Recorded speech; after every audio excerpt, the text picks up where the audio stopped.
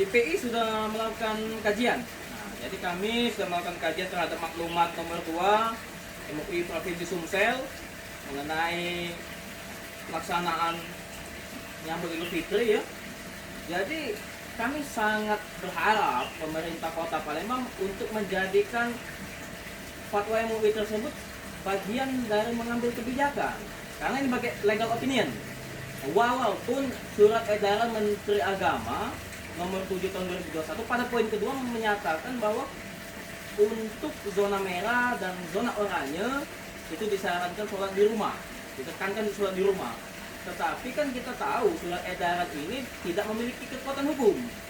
Nah, sehingga boleh dipatuhi dan boleh tidak, karena surat edaran ini sebatas peraturan kebijakan, bukan peraturan perundang-undangan.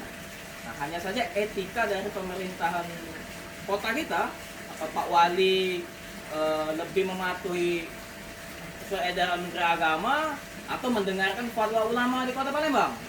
Nah, terutama kan masyarakat sudah rindu untuk sholat Id di masjid. Seperti tahun kemarin kita tidak ada sholat Id. Kami sangat harap ini Pak Wali Kota, Bapak Heru Nurjoyo untuk menyelenggarakan, mengizinkan sholat Id di masjid.